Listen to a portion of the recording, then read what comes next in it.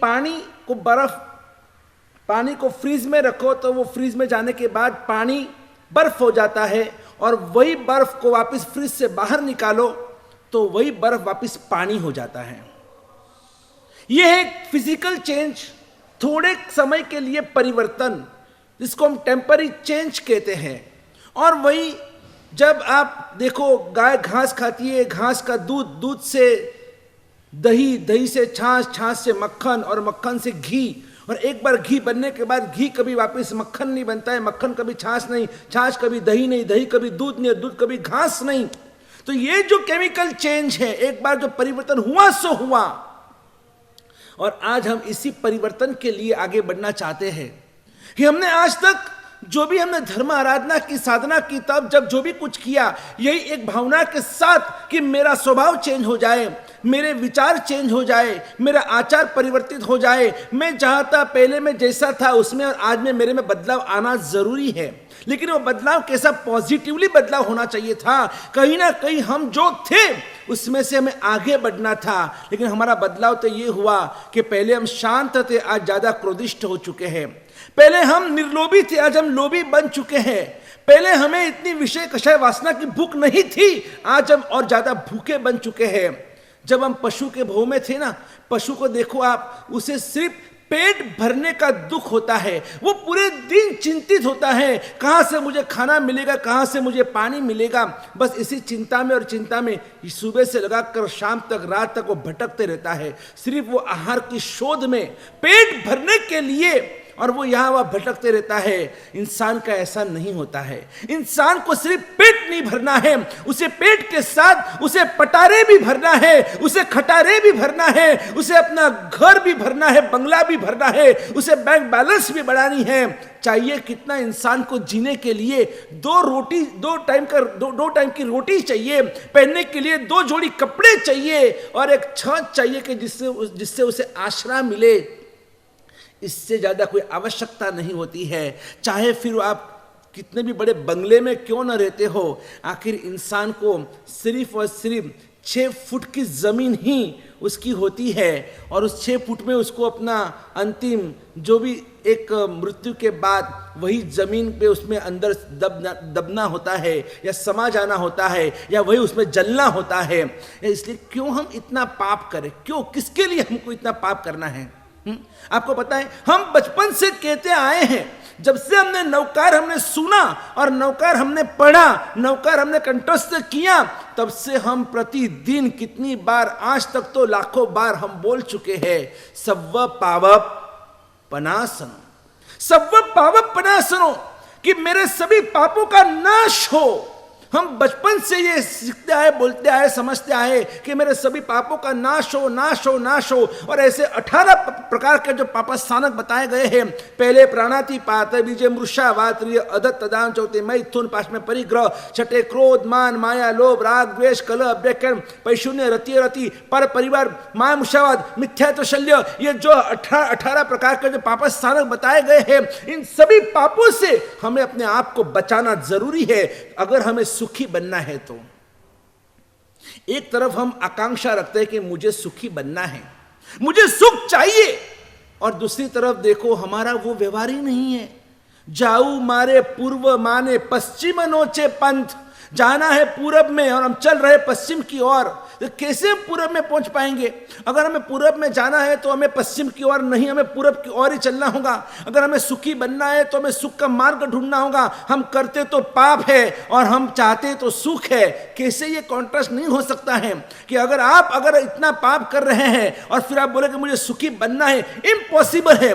और अगर आपने बहुत धर्म किया है, आपने बहुत पुण्य किया है, तो आपको दुनिया में कोई दुखी बना ही नहीं सकता है। आप कहेंगे गुरुदेव ऐसा थोड़ी ना होता है, हमने कितने सारे लोगों को देखा है कि जो जिंदगी में कोई कुछ धर्म का काम करते ही नहीं है, हमेशा इतना पाप करते रहते हैं, पूरे दिन देखो आज उनकी पूरी जिंदगी पाप में डूबी हुई है। और ऐसी स्थिति में भी आज वो लोग बहुत अमीर है, वो पैसे वाले हैं, उनका नाम है। जो लोग इतना गलत करते हैं, जो अनीति करते, प्रपंच करते हैं, जो झूठे हैं, और ऐसे लोग आज दुनिया में बहुत लाखों की संख्या में हम देख रहे, वो सब सुखी है। और जो नीति से चलता है, जिसके जीवन में धर्म है, धर्म की आराधना है, देव गुरु के प्रति समर्पण है और पुण्य श्रावक की तरह खाने के भी उनके फापे है, तो इस हालत में हम क्या समझे कि धर्म से आप बोलते सुख मिलता है और पाप से दुख मिलता है। तो हमने तो ये देखा है कि पापी होते हुए भी वो सुखी है और वो धर्मी होते हुए भी वो दुखी है। तो फिर ये क्यों, कैसे हुआ ये? हाँ, इसका जवाब है कि पूर्व भव में उस आत्मा ने कोई ना कोई अच्छा काम किया होगा और इसीलिए उसको ये अच्छा शरीर मिला, मनुष्य का अवतार मिला, उसे धन दौलत रूप सब कुछ मिला। लेकिन इस भव के अंदर वो जो कुछ गलत कर रहा है इसका फल भी उसे अवश्य मिलेगा। गए जन्म में जो धर्मी, आज जो धर्मी है, गए जन्म में हो सकता है कि वो उसने कोई ना कोई गलत काम किए होंगे, गलत सोचा होगा, इसलिए शायद उसे आज जो सुख और सुख के साधन है वो उसे प्राप्त नहीं हुए हैं। लेकिन आज जो धर्म जो कर रहे हैं उसे उसका फल पुण्य और पुण्य का फल सुख अवश्य मिलेगा, अवश्य मिलेगा। आज नहीं तो कल पुण्य और पाप ये दोनों के लिए यहाँ पर देखो, भगवान के घर में देर है, अंधेर कभी नहीं, ये बात समझ के रखना। ये जो पुण्य पाप, ये जो पूरा पुण्य पाप का जो पूरा फॉर्मूला है ना, इसके एक बार आप समझ गए ना तो आपके जितने भी क्वेश्चन है सबके जवाब आपको स्वयं को मिल जाएंगे। आज अगर हमने जो भी धर्म किया है वो धर्म का फल भी कभी नहीं जाता है, और आज हमने जो पाप किया है उस पाप का फल भी कभी नहीं जाता है। पाप किया है तो भुगतना पड़ेगा, धर्म किया है तो भी उसका अच्छा फल भी आपको भुगतना पड़ेगा। यानी आप जैसे बोएंगे वैसे फसल उगेगी। अगर आपने कांटे बोए फिर आप कहेंगे कि मुझे आम चाहिए, आम कहाँ से मिलेगा?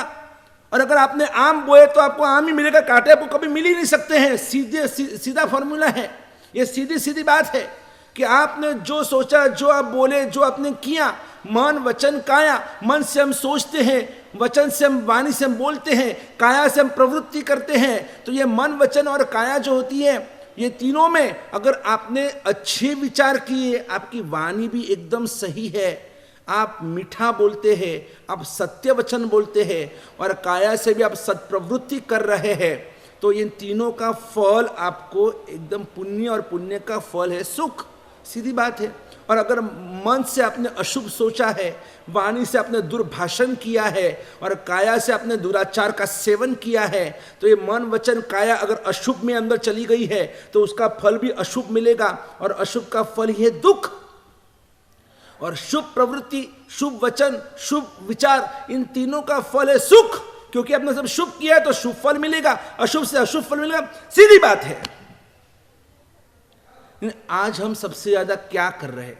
इस मन वचन और काया में, तीनों में सबसे ज्यादा हम शुभ में हमारा ये मन वचन काया प्रवृत्तिशील है या अशुभ के अंदर प्रवृत्तिशील है, ये हमको स्वयं को पता है। निमित्तवासी आत्मा, तो कोई भी निमित्त मिलते ही हमारे मन में जो विचार विचार विचार विचार विचार जब चालू हो जाते हैं, और उस समय हमारे मन में शुभ विचार ज्यादा आते हैं या अशुभ विचार ज्यादा आते हैं। कभी किसी ने कुछ कुछ बोल भी दिया ना, और तो भी उस समय तुरंत हमारे, उसने अगर 2 सुनाया तो हम उसको कितना सुनाएंगे? हम उसको 4 सुनाएंगे।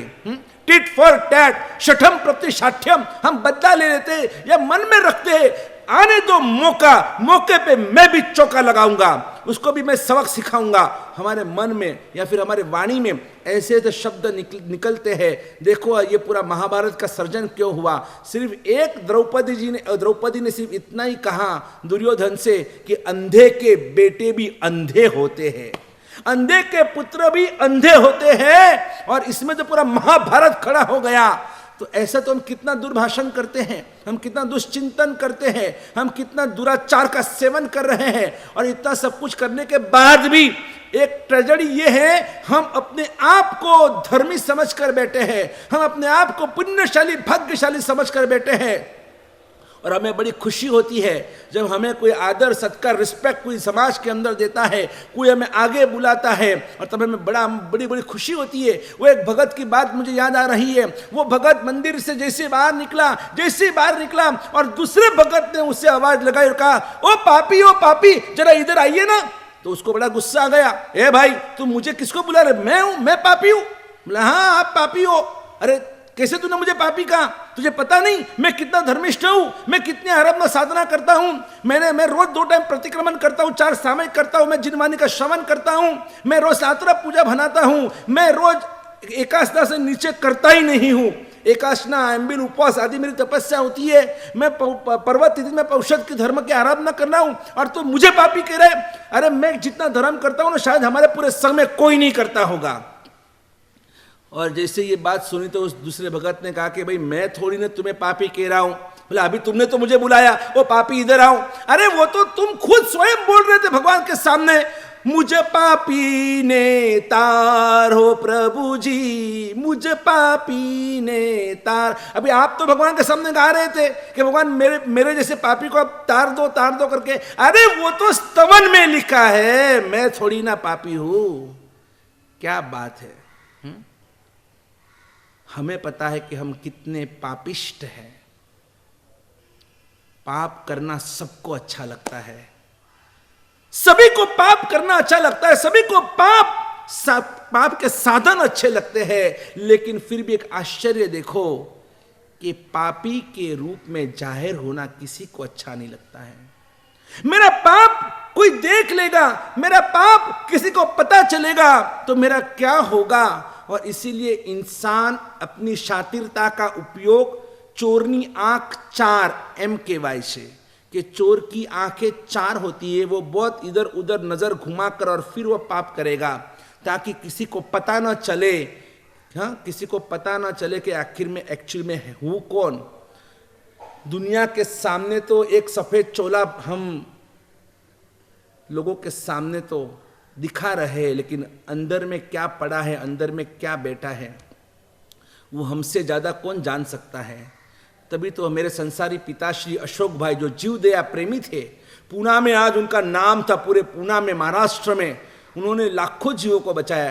कभी कभी वो हम छोटे थे ना, और वो कई बार पूजा करते जाते आते वो एक बहुत अच्छी 4 कड़ियां गाते थे, आज भी मुझे वो याद रह गई है कि डगले डगले दंभ करू मने दुनिया माने धर्मात्मा, हूँ डगले डगले दंभ करू मने दुनिया माने धर्मात्मा, पण शू भर्यू आ मनडा मां एक वार जुओ ने परमात्मा, हूँ स्वांग धरू छू साधुनु, हूँ स्वांग धरू छू धर्मीनु, अने वंदन सहुना पावू छू, अने पंचरंगी पीछा पहरीने मारी साची जात छुपावू छू, मारी साची जात छुपावू छू। मैं छुपा रहा हूं, मैं असल में कौन हूं।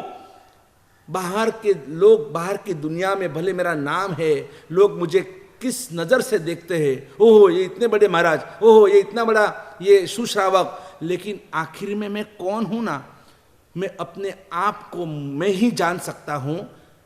क्योंकि आपको तो सिर्फ मेरा बाहर का स्ट्रक्चर दिख रहा है, बाकी अंदर से मैं कैसा हूं ये सिर्फ और सिर्फ तीर्थंकर परमात्मा, केवली भगवान, ज्ञानी भगवंत और मैं, हम ही जानते हैं। हर एक इंसान के लिए स्थिति है, दुनिया के लिए हम कुछ और है और बाकी अंदर की दुनिया में हम कुछ और है। दुनिया के लिए भले हम राम जैसे लग, लेकिन अंदर से हम रावण जैसे हैं। दुनिया के लिए भले हम आज कृष्ण, लेकिन अंदर से हम कंस हैं। दुनिया के लिए भले हम गौतम जैसे लग रहे, लेकिन अंदर से हम गौशाला जैसे हैं। दुनिया के लिए भले हम सज्जन हैं, लेकिन अंदर से हम दुर्जन हैं। दुनिया के लिए हम भले हम गुलाब है, लेकिन अंदर से हम कांटे हैं। दुनिया के लिए भले हम एक दीपक है, लेकिन अंदर से हम ज्वाला है। ज्वाला ज्योति नहीं, लेकिन ज्वाला है। कुछ अलग ही हमारा अंदर की दुनिया कुछ अलग ही है, और वो किसी को पता न चले इसका टेंशन भी हमको होता है। पाप तो करना ही है, लेकिन वो पाप कोई जान न जाए, किसी को पता न चले, इस तरह से प्रच्छन्न रूप से, छुपा छुपा कर, गुप्त रूप से हम सब पाप कर रहे हैं। और इसीलिए तो आचार्य भगवान कलिकाल सर्वज्ञ हेमचंद्राचार्य महाराजा परमात्मा की स्तवना करते करते भगवान के सामने कन्फेशन कर रहे हैं, और भगवान को कहते हैं धिक में प्रच्छन्न पापताम। भगवान मेरे उन सभी प्रच्छन्न पापों को धिक्कार हो, धिक्कार हो, धिक्कार हो, कि मैं उन सभी पापों को धिक्कारता हूं जो मैंने प्रच्छन्न रूप से किए हैं। मैंने वो सभी पाप प्रत्यक्ष रूप से किए हैं। मैंने वो पाप दिन में किए, दोपहर में किए, शाम को किए, रात में किए। मैंने वो पाप मैंने अकेले में किए, अकेले ने किए, हमने ग्रुप में साथ में मिलकर किए। मैंने वो सभी पाप मैंने जानबूझकर भी किए और अनजान में भी मैंने किए हैं। मैंने वो सभी पाप, मैंने छोटे पाप भी किए और बड़े बड़े पाप भी मैंने किए हैं। 12 व्रत संबंधी, 5 महाव्रत संबंधी, मैंने हर प्रकार के पापों का सेवन किया है। और इसीलिए भगवान मैं आपसे विनंती करता हूं, मुझे इन पापों से बचाओ कि मैंने इतने इतने अगणित और अनंत पाप किए हैं। मुझे इन पापों से मेरे आत्मा को बचाना है। सच में मुझे परिवर्तन चाहिए, लेकिन मैं अकेला ये परिवर्तन नहीं ला सकता हूं, क्योंकि मुझे वो आकर्षण है, इंद्रियों के सुखों का आकर्षण है, मुझे पुद्गल के सुखों का आकर्षण है। और इसीलिए उन सुखों को पाने के लिए मैं बार बार, मेरा मन खींचता है पाप की ओर। मैं धर्म तो करता हूं, लेकिन मेरा धर्म तो बिंदु जितना है, लेकिन पाप सिंधु जितना है। और सिंधु जितना पाप करते हैं, समुंदर जितना पाप करते हैं, और हम आशा और हमारा पुण्य और हमारा धर्म जब बिंदु जितना है, और आशा क्या रखते हैं हम लोग कि नहीं, मुझे जल्द से जल्द मुझे केवल्यान हो जाए, मैं जल्द से जल्द मैं भगवान बन जाऊं। एक तरफ देखो, भगवान के मंदिर में जाकर हम भगवान को भी हम है ना फंसा रहे हैं, कहीं ना कहीं भगवान को भी फंसा रहे हैं।